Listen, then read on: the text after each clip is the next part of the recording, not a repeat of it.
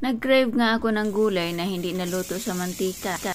At nataon naman may ibinigay sa akin na pritong tinapa, kaya ito ang gagamitin kong pangsahog para pampalasa ng aking gulay. Magpakulo nga ako ng tubig, isabay ko na yung isda at saka luya para mas malasa ang sabaw dahil sa isda at matanggal ang lansa dahil sa luya. Kaya wag na natin patagalin to, sindihan na natin ang kalan para for the go! At habang pinapakulo natin yung ating tubig, isimulan na natin imekos-mekos itong aking mga gulay. Huhugasan ko na ang lahat ng ito at nang may slice at may ready na. Mas masarap sana ito kung mayroong saluyot sa kapatula. Mas mabango sana ito kung mayroong patula at mas malala kung may saluyot. Kaso wala, kaya pagtiyagaan na lang kung anong mayroon sa ref. Chinese vegetable nga po itong ibang sahog ko dahil wala akong ibang makuha sa ref. Naalala ko noon, ang sarap magluto ng lula ko ng ganitong gulay. Kapag nagkikrave ako ng ganitong gulay, talagang siya ang palulutuin ko. Pero ang totoo nun, tinatamad lang talaga akong magluto. Gusto ko lang kumain ng luto na. Medyo marami-rami nga itong nilulutuin ko dahil kasama na ito hanggang gabihan ko. Dahil sa isang araw, isang beses lang ako magluluto, gawa ng mag-isa nga lang ako, kailangan kong i-maximize yung aking oras. Ala, napapaus na ako, oh my gosh. Medyo makunat na nga ang balat nitong ating talong dahil lantotay na siya, hindi na siya fresh. Ng isang linggo ko pa kasi ito nabili.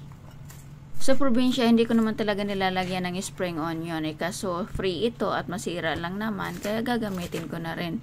Wala rin akong ginagamit na repolyo noon sa probinsya kasi mahal ang repolyo doon. Dito mura lang repolyo, $6 lang. Libre pa, o diba? Dahil lagay na natin at wala naman tayong ibang magagamit. At ngayon nga kumukulo na yung ating mainit na tubig, una kong ilagay yung ating gulay na matagal maluto at ito yung string beans. At next naman, nilagay ko na yung talong at itong ating mga dahon-dahon para for the go! Kung ano-ano na nga lang nilalagay ko dito, ang mahalaga, masustansya, masarap at magugustuhan ko at mauubos ko ito lahat dahil luto ko to eh. Walang pwedeng magsabi nitong hindi ito masarap dahil luto ko to. At ako lang din ang kakain nito. Hindi naman kakain yung mga amo ko nito. At this moment of time, lagyan natin ito ng pampalasa pa. Ito ay ang ating bagoong, nabili ko ito sa Philippine store sa palengke. Totoo lang, minamadali ko itong maluto bago magising yung aking mga amo. Ang bango, ang sarap ng amoy. Kasi pag naamoy ito ni amo, sasabihin niya, "What's that smell?"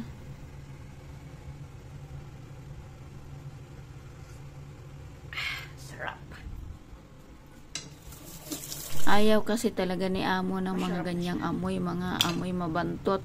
Hindi niya alam na sa mabantot nandun ang sarap.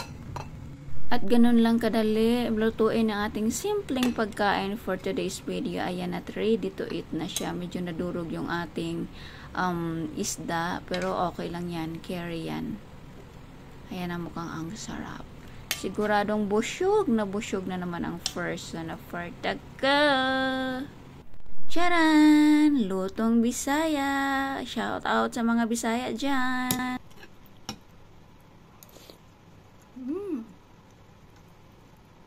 Ang sarap yung walang mantika, yung kinakain mong sarap. Yes, madami. Kasi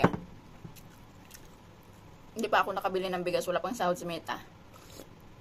So, tanghalian natin for today's video is gulay. Healthy.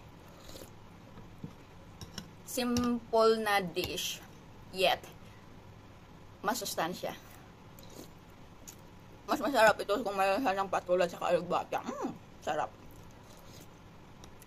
Alugbate, okra, tapos patula, dulas.